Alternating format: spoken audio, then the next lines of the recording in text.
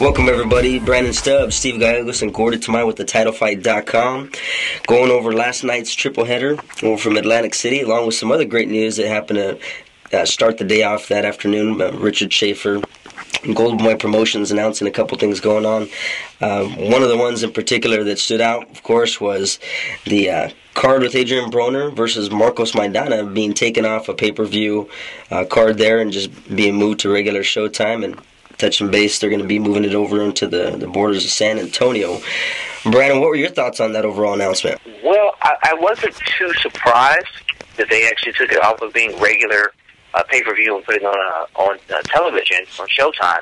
I really wasn't surprised by that by the simple fact that I don't really believe that Adrien Broner is a pay-per-view draw as of yet. I don't think he would have drew well in Vegas, and it made sense for them to move it into a fight town of San Antonio, which is proven that they love boxing of any sorts. Right. They will come out and they will support any product. So I really wasn't too shocked by it. I don't know. I think it's a real good idea on Showtime and Golden Boy's in to do that, to make that change. I just kind of wish they would have just kind of did that from the jump and not try to really, front and say, well, it was because of the timing of the year. We didn't think it was bad timing for people to order pay-per-views, with being towards the end of the year. I just kind of think that was a cover-up for them, knowing that Broner's not quite a large enough pay-per-view draw for them to sink that kind of money into. Yeah, no, I agree. I mean, his out-of-ring antics don't help his case anymore for having the public buy into him as well. I mean, granted, the kid had skills. There's no doubt about that. But, he does do some things off the wall that just kind of push people away from him. But it's an interesting matchup nonetheless. He's coming up against a guy who's definitely a hard-hitting puncher, Marcos Maidana, coming off of 3 fights in a row now, including that last technical knockout over Josecito Lopez, which was a really nice fight as well. What's his chances here? I mean, what are you guys looking at as far as Maidana coming in and actually pulling off an upset and, stopping Adrien Broner, or at least taking the W there, Steve? What do you think? The best case scenario is that he goes in there, puts the pressure on, gets him into a firefight, makes it a fun fight for the fans. I don't see him beating Broner in this fight. The worst case scenario is that it turns into a fight like Alexander and Maidana, in which Broner just proves to be too much skill for Maidana and just clearly outboxes him, so it can go either way, but I'm going with the best case scenario that it turns out to be, a pretty good action fight in which Broner takes the decision. And on the undercard of that, Brandon, I know you've been keeping your radar on this cat here, Keith one-time Thurman. He's getting tested against a rough and rugged Mexican in Jesus Soto Karass here. What's your take on how this fight's going to play out? I mean, a lot of people are clamoring up against this fight, too. It just has fireworks written all over it. What do you think? Absolutely, and this is one of these kind of fights that Keith Thurman does need on his resume and in his career to kind of help him grow. This is going to be someone who's not going to be intimidated at all, who's going to bring the fight to Thurman, which is something Thurman needs to get more used to doing as higher as he steps up in competition and in rankings. So this is going to be an interesting fight for him. Now, the smart thing for him will be to do is actually use his boxing skills and not get in a firefight here, because we all know in the sport of boxing, one punch can change everything. Mm-hmm. So he's going to have to be smart, use his boxing, set up traps, because, Soto Karass is a very aggressive guy. So just set those traps for him, let his aggression play into your hands, and that way you'll just break him down as the fight goes on. But it's going to be an interesting fight, something I think it will more likely steal the show that night. Just kind of simple, the fact that the way these two guys fight, that's going to be the fight of the night, I think, on that card. But it's going to be Thurman being a smart boxer, setting traps, and then breaking him down as the fight goes on. Going forward, last night we had a nice triple header that took place here, kicking off the televised card there with heavyweight contender Nikolai Furtha coming up against Deontay Wilder, who's being built up as the next great American heavyweight here. And about that, really pushed and tested Deontay and kind of showed a little bit outside of the norm of his first-round knockouts that have been on his resume, going into this fight there. Brandon, what was your take on, what did you see as far as, good technical pieces that Deontay Wilder showed versus, some of the actual flaws that he actually was exposed with here going into the later rounds with Furtha? It was interesting that he kept his patience, which was something that I was kind of worried about when he didn't get him out in the first round, that he would, try to step on the accelerator too much to try to get him out of there, just because all of his fights had finished in the first round here as of recent date. So I was, really impressed by his patience on that. And, but the main flaw he has is something that when he fights better heavyweights, and more likely European heavyweights, that is, his defense is very open. It left him very exposed. He got hit far more than he should have in that fight. His size and his power is only going to get him so far when he meets someone who has the same size and power, and he's not going to be able to just out-muscle them in the ring. So I think his defense is still a huge flaw, but I was really impressed by his patience in that ring and just taking his time and beating up a guy who was game, but was definitely outskilled the whole time. Definitely. So I would say it's a little bit too early to throw him against some of the monsters like a Klitschko, even though, they've been getting a lot of slack, at least for the last go-around here, for some excessive hugging, as everybody knows about going on with that last bout. But what about a potential matchup with, a big monster in Tyson Fury? I mean, is that too much? Is he biting off more than he can chew? He's been talking about that for a while now. He even kind of threw that insinuendo there that possibly that's what they may be working on next. Steve, what's your take on that? Is that taking too much, too early? No, not at all. I think it's a great fight for Deontay Wilder. Step up, against a pretty big name. Tyson Fury is a very tall, fighter, but I think Deontay Wilder, can easily win that fight, because if USS Cunningham, who came very close to knocking out Tyson Fury, if he was able to come close, just imagine what someone like Deontay Wilder can do, who's one lengthier, probably more skilled, is a true heavyweight. Hits harder. I think, he has the tools to take out someone like Fury, so I think it's a fight he should take. It's a fight for him to step up, see what he's really made of. Right. Yeah, I think he's ready for that challenge too. He's been building up that confidence for some time, despite some of the critics out there that he's been encountering. But definitely some good matchups ahead for him. The co-main event and what was set to be the potential fight of the actual night there was against top middleweight contender Gabriel Rosado, taking up and challenging WBO middleweight world champion Peter Quillin for his strap there, and definitely did live up to some of the hype that took place there. Did get stopped, at a point in the fight, somewhat questionable. We had a lot of people talking about, hey, stopped it too early. Others are like, nah, that was justifiable. Brandon, what was your take on how that stoppage occurred here? I mean, we did see that Rosado was starting to pick up gas going into the later rounds. The tide did seem to be shifting, despite at the end we heard and seen the official scorecards told a totally different story. Those scorecards were just nothing short of crazy. I'm not sure what they were watching, if they were watching, or what. I know the guys there at Showtime officially, they had it, I think, two of them had it as a draw. One had, I think, Quillin up by maybe 1 point. So it was a lot closer to us who were watching even ringside than what the judge was showing. I will say this, I watched the fight again this morning, and I will say that was a pretty bad cut. Mm-hmm. It was right on his eyelid, so it was a dangerous cut. I do see that. I think I can say the stop was justifiable. Do I like the stoppage? No. Was the blood getting in his eye? No. Could Gabe continue on fighting? Absolutely yes. But given how nasty that cut looked, I can understand the stoppage. I'm just not happy with it. And I honestly think, in my eyes, he was coming on. He was really pressing Quillin. I thought he could have won on the cards, but obviously the judges were seeing a completely different fight than all of us were watching last night. Right, yeah, that part is a little bit unfortunate, real unfortunate, kind of disappointing to see that. You'd think that once they would have read the cards off that it would have been a little bit closer fight going into that, but, it almost seems like it was predetermined before the fight even took place. So, a little bit disappointing there, but what do you expect in the world of boxing sometimes? What does this put on the table next for these two? Rosado, shouted out rematch. How about a rematch, Quillin? Quillin didn't seem too enthused about going that route. He just kind of played the political marker there and just, danced around it a little bit. He sounds like he's looking just to move on from this bout. Steve, what do you picture going forward with these two guys? I really think there should be a rematch, I think, Rosado was clearly in that fight. The the doctor should have let that cut go, at least for the rest of the round, give him a chance to fight through it and earn a knockout. I think he deserved that. Rosado, just seems to come up short quite a bit in a lot of these big fights. It's just unfortunate, fight that we all, thought he was in, or even close to winning, So, there should be a rematch, but Peter Quillin, the way he talks, saying that his management, handles everything for him.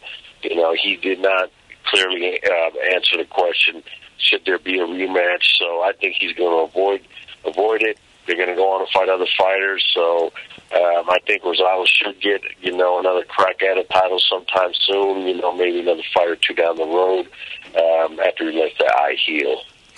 Yeah, no, definitely. I'm curious on what's going to be next on the plate for Quillin, if he's going to just go past this one. That performance last night, not to knock him at all. He did do some work and do some damage to Rosado, even dropping him early on, but that version seems like he'd be getting eaten up by a guy like Triple G. What do you think, Brandon? Oh, absolutely. And he even said something about, Quillin had mentioned Sergio Martinez, and he was talking about his record, and, how he kind of felt that he deserved it. The thing is, and what everybody needs to remember is, and Bernard Hopkins brought this up in his fight, is there's a Cold War going on. Sergio Martinez is an HBO fighter. Stop it. So Quillin, don't even have that on your radar. Right. Same way with Triple G. Just kind of keep those guys' names out of your mouth, because we all know it's not going to happen. Don't talk it, because we know, the fans and us in the sport know it won't happen. What more than likely you're going to see out of Quillin is it's going to be him and Danny Jacobson, who was actually there at ringside. Mm-hmm. Also a fellow Golden Boy fighter who was a middleweight contender prior to his diagnosis of cancer. So that's going to be the direction they go. Could Quillin beat a Sergio Martinez? At this point in Sergio Martinez's career, absolutely. This was 2 or 3 years ago. I don't think this Quillin we saw last night would stand a chance against Sergio, but with Sergio breaking down in his body, I would give Quillin the edge. And if somehow Quillin were to fight Triple G, again, this version we saw Peter Quillin last night, there's no way he would be able to withstand Triple G. There's absolutely no way. Rosado gave Triple G a heck of a fight earlier in the year. He gave Quillin a hell of a fight. You just kind of looking at that and how, that common opponent, I don't think Quillin would have a chance against Triple G. Yeah, definitely. I wouldn't mind seeing Danny Jacobs actually get that crack. Seems like a really nice guy. He'd be a nice poster child for the positive side of a boxer, who really has his aces in a row there. So I wouldn't mind seeing something like that actually come to fruition. That'd be kind of nice. Going forward, the main event, which some people were talking down a lot about, and predicting it was going to be somewhat of a snoozer, as has been the case in some of Bernard Hopkins' previous bouts. Did not prove to be the case, though. Bernard Hopkins, he actually did choose to engage Karo Murat and put on a show for us. Not only was his ring entrance antics a little bit shocking, or not so much shocking, but just head-turning, but he actually put on a show for us, kicking off initially with this whole new transition and new moniker that Bernard Hopkins now has, Brandon, transitioning to the Alien. What are your thoughts on this whole new moniker that Bernard Hopkins is now adopting? It's weird. I said on Twitter last night, old people say do some crazy things, and this is kind of one of those things that to where, he's saying, his doctors looked at him and they just don't think he's of this world. Some of the stuff he's doing at his age and the way his body's in shape at his age. It's fun, it's cute, but I think he's kind of going a bit far with it. But we all know with Bernard Hopkins that he's just kind of that personality. I don't think he means any harm by it. He's trying to do a promotional machine, a PR move to bring some attention to himself. So, hey, nothing wrong with it. I thought it was a bit much. The rumor was that he was actually going to come out from a spaceship that they were going to have in the arena, or some sort of makeshift spaceship. So I'm glad that didn't happen. But the mask was a bit much. But, hey, it is the Halloween season, so go figure. Right.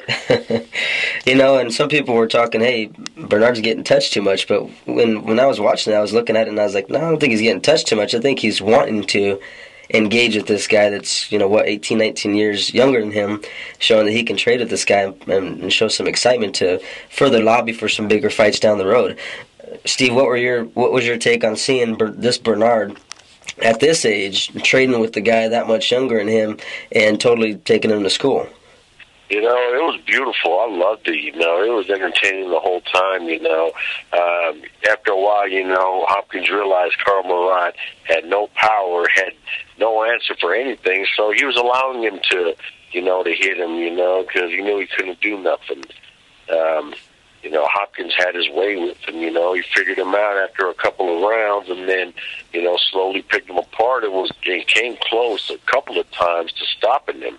You know, especially in that final round when he turned his back, you know, referee Steve Smoger, you know, could have called a halt to that bout, you know, because he did look hurt. You know, this is something we haven't seen from Hopkins in quite a while, you know, where he just gets in there, engages, lands, you know, hard, clean shots instead of his inside, you know, pitter-patter, you know, short punches, you know, that, you know, make for, you know, a boring fight. You know, this is something that's kind of a breath of fresh air, you know, to see this kind of Hopkins at this age. So, you know, very exciting, you know, and it makes, you know, fans, you know, want to see Hopkins again. Right. No, and I think that's exactly what they were shooting for, too. So, with the whole marketing ploy of his alien attire and, you know, actually putting on a nice performance, I think he's done that job for last night. So, you know, unfortunately for Murat, he had a rough night. Didn't look like Steve Smoger liked the guy too much. I mean, he was pushing him all over the place, even at the end of the fight. Just put his hand in his face and shoved him off. So that was his one crack at glory, and seems to have lost that. But what does this put on the table now for Hopkins? You know, he did insinuate at the end there, saying that the fans need to start speaking up. They need to start demanding these big fights that should take place and are not taking place for political reasons. Somewhere along those lines, you know, it appears that Bernard Hopkins may be lobbying for, you know, an Adonis Stevenson showdown. Or, you know, the one that seems so far-fetched but may not totally be out of reach is him dropping down at 160 if Floyd's able to come up and willing to meet him there. Brandon, what's next on the table for Hopkins? Oh, man,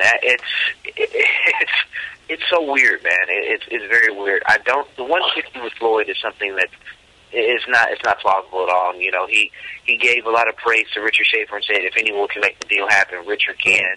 It's all about, you know, if that's something Floyd wants to do. He did that in the way he spoke of that, to try to put that spin on it, saying we're going to make sure the money is right, but if the fight doesn't happen, it's because Floyd doesn't want it. So I caught that kind of subtlety in the way he presented that and the way he spoke on it there in the post-fight interview. Something else that he made it extremely clear, he didn't say any names, but he said that Showtime has the best light heavyweight in the world, pretty much saying all those other guys who fight on HBO are not as good as him. So he's pretty much calling them out without calling out their names, kind of a subliminal shot. As far as what's next, it's not going to be Kovalev. It's not going to be Triple G. It's not going to be Adonis Stevenson. It'll more likely be another mandatory of some sorts. Granted, he did say from here on out he's looking for mega fights and super fights, but quite honestly, they're not out there. One thing I did throw out to someone, somebody had tweeted me and said, you know, I'd say, you know, look before 2014 is over, Andre Ward and Bernard Hopkins will fight. And they said, oh, no, that won't happen. Andre Ward's not happy at HBO. HBO's not happy with Andre Ward. Andre Ward's trying to get out of his promotional contract. It's going to make sense. It's going to be a mega fight, and it's going to be a fight that actually makes sense for both parties. So I see that being more than likely on the horizon. I see something that definitely can be done towards the back end of 2014. As far as someone immediately in this future, I have no idea, because it just really depends on what can happen with the Cold War and if he decides to take a mandatory instead. Yeah, no, that's a good analysis there. You know, Steve, you had mentioned something pretty important, and I'll kind of cap it off with this here.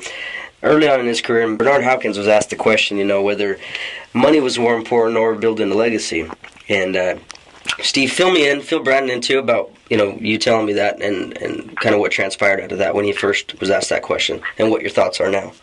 Okay, well, back in 2001, you know, right before the Felix Trinidad fight, actually, you know, prior to him entering the ring, he was asked, you know, about making history. You know, Hopkins said he was in there to make history. You know, it's about his legacy.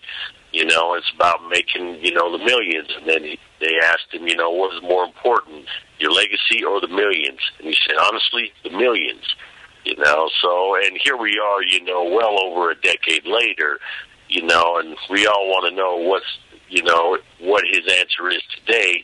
And, it's kind of hard to say, because at this point, it seems like he is fighting for a legacy. He wants to keep fighting, up until his 50s. That's what it would appear to be, but he's talking all these mega fights, so it also makes it sound like it's still about the millions. So I really don't know, which way to go with this. Maybe a little bit of both then, huh? Yeah, a little bit of both. The only person that can truly answer that question is Hopkins, and he didn't want to answer that. Had I been able to actually speak with him these last 2 times on these conference calls, that's a question I wanted to ask him, but unfortunately I didn't get the chance to. So one of these days we'll have to ask him, and we'll see what he says. Yeah, so B-Hop, if you're hearing that, fans want to know. Public wants to know. Well, thanks everybody for tuning in. Again, Brandon Stubbs, Steve Gallegos, and Gordy Tamayo with TheTitleFight.com. And for your MMA aficionados, make sure you tune in to the number 2, TheFace.com for my man Brandon, keeping up on all your MMA. Once again, signing off. Have a good one.